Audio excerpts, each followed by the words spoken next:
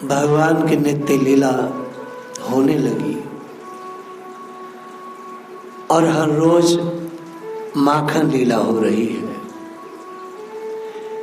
एक दिन सभी गोपियों ने विचार किया कि एक काम करें, माँ यशोदा को भी कुछ राजी कर लिया जाए, उनको प्रसन्न किया जाए, उनके आनंद को बढ़ाया जाए, उन्हें भी पता चले कि उनका लाडला इस ब्रजमंडल में एक एक आत्मा को कितना आनंद दे रहा है, सो मैया को कहा जाए। लेकिन प्रेम की जो बोली होती है वो बड़ी अटपटी होती है भैया, वह तो केवल प्रेमी ही जान सकते हैं। और ब्रज की बोली तो बिल्कुल उल्टी है और उसका अर्थ भी एकदम अलग होता है। तो मैया को के आनंद को बढ़ाया जाए, तो इस आनंद को कैसे बढ़ाएं? तो गोपियों ने विचार किया, चलो माँ को उल्हाना देते हैं और ऐसा मधुर उल्हाना दें, ऐसा मधुर उल्हाना दें कि मैया विभोर हो जाए, पागल हो जाए भगवान की लीला को सुन करके।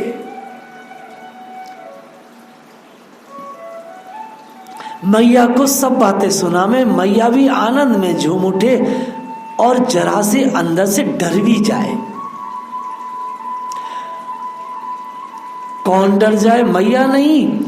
मैया को जब हम सारी उल्हाना देंगी मिलकर के, तो हमारे लाडले लड़ीते जो मैया के गोद में बैठे होंगे वो जरा से डर जाएंगे, तो उनके डर को, उनके मुख पर जो रेखाएं आएंगी उसका हम पान करेंगी चुपचाप आनंद में। तो एक गोपी बोली, भैया उल्हाना अगर ऐसा दे दिया कि लाला डर गो तो लीला बाधित हो जाएगी।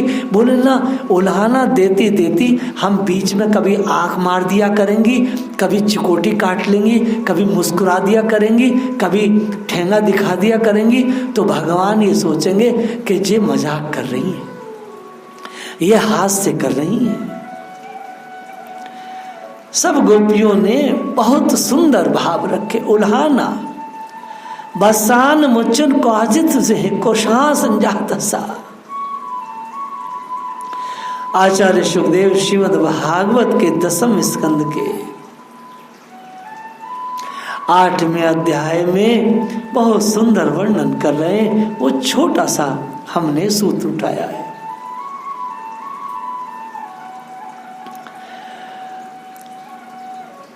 उल्हाना के बहाने नंद बाबा के घर पहुंची गोपियां। उल्हाना तो बहाना है, बाकी माँ यशोदा को आनंद देना है, नंद राय जी को सुख पहुंचाना है कि जरा वह भी तो अपने लाडले ललिते के उन आनंद भरे कार्यक्रमों को सुन ले।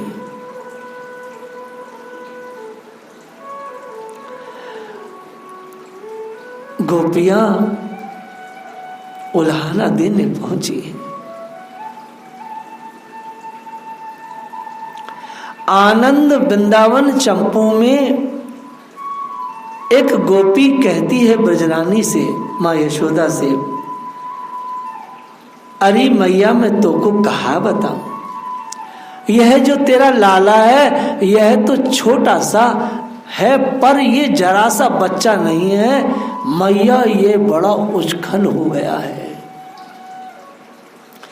जो अभी छोटा सा पौधा अभी अभी अंकुरित हुआ है, केवल 2 ही पत्ते लगे, अभी कौन सा बड़ा हो गया, अभी इसकी ये दशा है।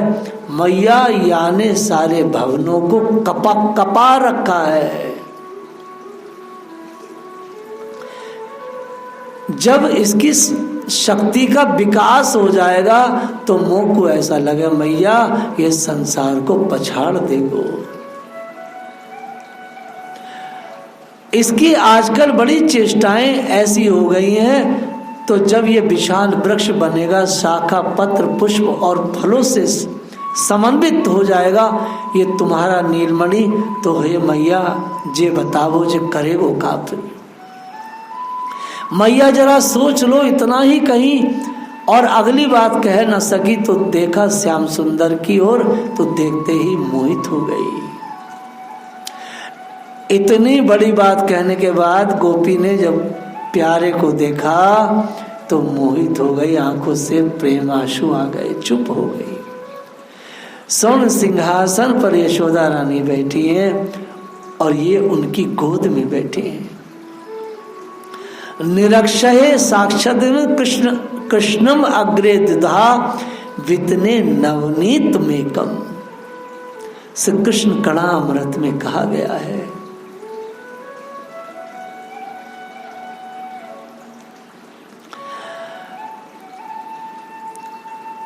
भगवान गोदी में बैठे हैं, मैया खिलौने का उपक्रम कर रही है। गोपी ने श्री कृष्ण चंद्र की ओर देखा तो वे मुस्कुराए। मुस्कुराते ही इसको प्रेमा आवेश हो गया और इनको ऐसी भंगिमा से देखा कि गोपी के मुंह पर हंसी आ गई। पर सोचा कहीं मैंने हंस दिया तो मेरी उल्हाना की जो मुद्रा है, जो थोड़ा सा मैंने बनावटी क्रोध रखा है, वह कहीं नष्ट ना हो जाए। तो उस गोपी ने मुंह फेर लिया, अपनी हंसी को किसी तरह रोका। यशोदा बोली, सखी तुम तो बड़ी कविता करने लगी, यह नीलमणि है, बताओ इसने क्या किया। अब इसको तो हंसी आ रही है, बतावे तो क्या बतावे। इतने में दूसरी बोली, मैया मैं बताती हूँ, ये बेचारी तो तेरे डर से बोल ही नहीं पा रही है, ये तेरा लाला बड़ा नटखट हो गया है। वंचात मुचन क्वाचिद समय क्रोश संजात हसा। मैया ये क्या करता है, जब घर में गोदोहन नहीं हुआ रहता है उसके पहले ही जा पहुंचते हैं, और अकेले नहीं पहुंचते, अपने साथ सैकड़ों बालकों का दल बटोर कर पहुंचते हैं। मैया तेरा लाला कहाँ पहुंच जाता है, कैसे पहुंच जाता है, ये किसी को पता नहीं होता। जाकर बछड़ों की रस्सी खोल देता है, बछड़े सब दूध पीने लगते हैं गायों का। मैया फिर हम दौड़ती हैं, गोप तोड़ते हैं, बछड़े अपना अपना दूध पी चुके होते हैं। ये काम कब करता है क्या तुमको मालूम है? देखता है कि कब यह खाली बैठी है और कब काम कर रही है। जब हम खाली होती है तब नहीं आता मैया, हम जब घर के काम में फंसी और इसको कोई डर न रहे, कोई पकड़ लेगा तब जाता है, असमय में जाता है। जब जाता है तब तुरंत ऐसी चेष्टा करता है। मैया बोली, एक काम करो, तुम इसे डरा कर भगा दिया करो। अच्छा, डरा कर भगा दिया करें। ए दुग्ध दुग्धेशु गवाम गणेशु, आनंद वृंदावन चंपू में कहते हैं कभी। एक गोपी कहती है, मैया तुम कहती हो डरा दिया करें। अरे ब्रजरानी क्या करें, जब हमें गुस्सा आता है और हमें इसे डराने जाती हैं तो इतने में ये हंस देते हैं। इनकी हंसी इतनी मोहिनी है कि हमारा तमाम क्रोध शांत हो जाता है, हम वहां कुछ बोल सकती ही नहीं। अब मैया को गुस्सा नहीं आ रहा है, मैया सोच रही है कि बड़ा सयाना है, इस बुद्धू में इतनी बुद्धि कहाँ से आ गई। मैया हंसकर बोली, अरे बता तो सही, फिर ये करता कैसे, क्या करता है, ऐसा क्यों करता है, कुछ तो कारण होगा। दूसरी बोलती है, नंदरानी क्या बताओ, ब्रज में तुम्हारा राज, तुम मालिकन, तुम्हारा ये बेटा राजकुमार है, अब बताओ हम इससे कैसे निपटे।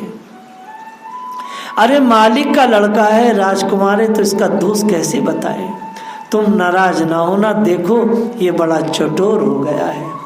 हमारे घर में बड़ा सुंदर सुंदर स्वादिष्ट दूध मक्खन होता है, ये खाने के लिए सब करता है, चटोरा हो गया है ना।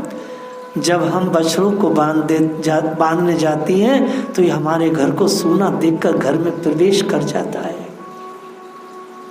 मैया ये बड़ी बड़ी युक्तियां जानता है, चोरी की कला में ये बहुत ही निपुण हो गया। मैया माँ गोपियों के मुख से, सखियों के मुख से जब भगवान के क्रम को सुनती है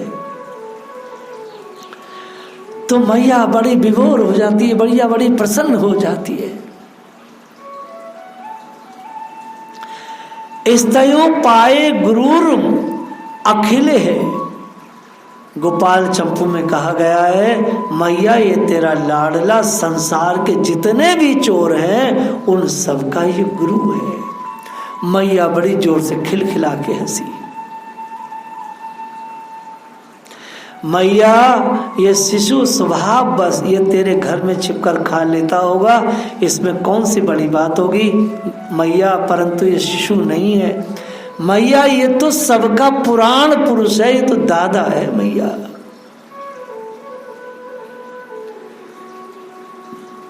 गोपियां से नंद रानी ने कहा, एक काम करो, जब ये तुम्हारे पास आया करे तो तुम दरवाजे पर ही इसको आग्रह से मक्खन दे दिया करो कि ले लाला ये मक्खन खा ले। अरे मैया तू कैसी उल्टी बात कर रही है नंद रानी, तो को पतो ही कछु ना है। एक दिन मैंने या को देख करके कटोरी में मक्खन दिया कि ले लाला ये मक्खन खा ले, तो या ने वो मक्खन मेरे मुंह पे दे मारो। कहा तुमको पतो है मैं भीख में मक्खन नहीं खाता।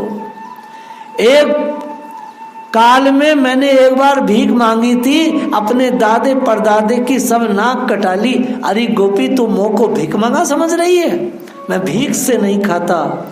मानो भगवान बता रहे हूं उस गोपी को कि मैंने बामन बन करके एक बार भिक्षा मांगी थी, मेरी बड़ी कीर्ति भंग हुई थी। सारे संसार में ब्रह्मा शिव ने सब ने मेरे खिलाफ वार्ता की थी कि आप बलि को छोड़ दें, और मुझे छोड़ना पड़ा था।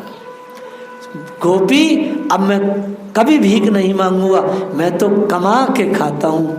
मैया ये चोरी को कहतो है कमा के खाता हूँ, कहतो या में बड़ा बल लगे है। गोपी को ऐसे वैसे ना है। भगवान के कार्यक्रमों को सुनकर ब्रजरानी विभोर हो गई। वह अपने लल्ला का मुंह चूमने लगी।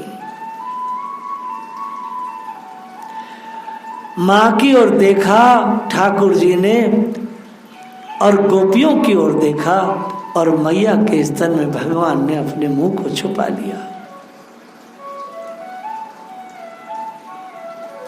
मैया कहती है, गोपियों देखो जैसा मेरा बेटा वैसी तुम्हारा बेटा, ये तो तुम्हारा ही बेटा है। इसने अगर तुम्हारे घर में मक्खन खा ही लिया तो कौन सी बड़ी बात है। एक काम करो, हमारे घर में भंडार भरे पड़े हैं, सुंदरियों तुम जितना चाहो ले जाओ। अरे मैया खाने की बात नहीं कर रहा हूं, हम लोग खाने की बात नहीं कर रही है मैया, ये खाता भी है और मैयारी ये उपद्रव बड़ा मचावे। मैया बोली कैसा उपद्रव मचावे। मैया हजारों हजारों बंदरों को बुला लेता है तेरा लाला, अकेले घर में घुसकर मटकों के मटके मक्खन दूध दही निकाल निकाल कर बंदरों को फैला देता है। मंदिरों में छोटे बड़े जवान बूढ़े सब रहते हैं। जब उन बंदरों का पेट भर जाता है तब अपने सखाओं से कहता, देखो भैयाओं ये गोपी बड़ी फूड़ है, इसके घर के मक्खन और दही में जरा सा भी स्वाद नहीं है, तभी तो ये बंदर भी नहीं खाते हैं। ये मक्खन बिलोना नहीं जानती है और ना ही दही जमाना जानती है, ये केवल मूर्खा है। इसलिए भागवत में कहा, मरकान भोक्षण विमुजाति से चनाती भांडम भिनंती। मैया ये घर के बड़े बड़े पुराने भांडों को फोड़ देता है। हे ब्रजरानी इसकी करतूत बड़ी बुरी है। गोपियां उल्हाना देते हुए माँ यशोदा को सुख दे रही है। माँ यशोदा ने नंद बाबा के सामने अपने लाला से पूछा, हे लाडले तू ऐसा क्यों करता है। नेक से ठाकुर जी ने मैया की गोद से उतर के गोपियों के सामने ऐसे उंगली करके बोले, मैया तो को पतो है मैंने यहाँ पे एक बहुत बड़ी सोसाइटी डेवलप की है। सोसाइटी डेवलप की है, कौन सी भैया। मैया मैंने यहाँ 2 सोसाइटी डेवलप की है, एक तो चोर प्रचार समिति है और दूसरी जो समिति है मैया वो स्वास्थ्य प्रचार समिति है। तो ये 2 समितियां बेटा तेरी कहा करे हैं। मैया स्वास्थ्य प्रचार समिति क्या करती है वो मैं तो को बताता हूँ। मैया हम घर घर में ये चेक करते हैं कि कौन सा माखन गुणवत्ता में श्रेष्ठ है और कौन से बर्तन धुए मंजे अच्छे हैं। तो मैया जो माखन गुणवत्ता में श्रेष्ठ है उसको तो मैया हम कुछ कहते नहीं है, छोड़ देते हैं। और जो बासी पुराने और जिनसे मैया विषाक्त रोग अवगुण फैले मैया वो तो बानर भी नहीं खामे हैं। सो उस बानर को उन माखन को दही को हम फेंक दे में मैया। और जो बर्तन अशुद्ध हो गए मैया ये मूढ़ मूर्खा गोपियां हैं। बर्तन यदि शुद्ध होंगे मैया तो स्वास्थ्य रहेगा ब्रज में, या हमारे मैया हम वह बर्तन भी फेंक दे मैं फोड़ के। अब मैया बता मैं गलत करूं? मैया यशोदा बोली क्यों रे गोपियों, ब्रज के समाज के प्रति तुम बिल्कुल सजग नहीं हो। ये लाला नेक सो है, देखो कितना बड़ा समाज का कार्य कर रहा है। तो लाला तू चोरी प्रचार समिति जो जे का काम करे भैया जे तो गलत है ना मैया, जे गलत ना है कि ये कहा करे। मैया धन में आसक्ति ज्यादा ठीक ना है। इन्होंने 10 सालों का घी भी रख रखो है और वो घी कंस के पास पहुंचेगो, कंस और दुष्ट बनेगो। या मारे मैया जब ब्रजवासी जो भी पैदा करें वो ताजी खाएं, ताजी उगाड़ दें, तो मैया या मारे में इनकी संपत्ति को ज्यादा बसने नहीं देता। मैया ने कही भैया जे बता दे कि अब एक गोपी बोली अब जे बता दे कन्हैया तू हाथों हाथ कि तू हमारे दूध दूहने से पहले बछड़ान को गोपियों के बीच में क्यों छोड़ देते है। अरे मैया तू कितनी भोरी है, तो कुछ यही ना पतो कि ना भैया मोकू ना पतो मैं ते बूढ़ी है गई। मैया किसी पशु के बच्चे से उसकी माँ के दूध को छीन लेना, पूरा पूरा निकाल लेना मैया ये बहुत बड़ा पाप और अपराध है। मैया ये एक एक ड्रॉप गैयान का दूध निकालने में है। सो मैं ये करता हूँ मैया, वो बछड़े मेरे सखा है, मेरे प्रेमी है। मैया वो मुँह से रम्हा के शिकायत करें इन जाट गुजरों की अहीरों की। सो मैया मैं समय से अपने दल बल के साथ जाके, क्योंकि मैया मुझे पशु पर भी काम करना है तो कुपतों में तो सबसे प्रेम मानू, तो मैया मैं उन्हें खूब हष्ट पुष्ट रखूं। अब नंद राय जी ने कहा री गोपियों मूर्खो तुम बच्चों को बछड़ान को दूध न देते हो। तब गोपियां बोली दैया रे दैया हम उल्हाना देने गई थी, यह तो उल्टा ही हम पर बड़े बड़े आरोप सिद्ध है गए। और सब गोपियां जोर जोर से हंसे। भगवान ने अपने सखाओं को देखा, छोटे से ठाकुर जी हैं 5 साल के, और भगवान ने सारे मुकदमे जीत लिए। वह तो झूठे उल्हानों का मुकदमा लेके आई थी, ठाकुर जी ने तो उनको भैया अपराधी घोषित कर दियो। बोलो भैया जय कन्हैया लाल की जय हो। ये है हमारे ठाकुर जी की वाणी चतुराई। संसार में ऐसा कौन है जो भगवान के जैसा चतुर बोले। ब्रजरानी को तो पता नहीं है कि बंदरों को क्यों खिलाते हैं, पर भगवान के मन में तो बात है कि राम अवतार के बिना किसी प्रकार की रसद के, बिना किसी नौकरी के, बिना किसी वे के वेतन के बंदरों ने उनके जीवन में बहुत बड़ा काम किया था।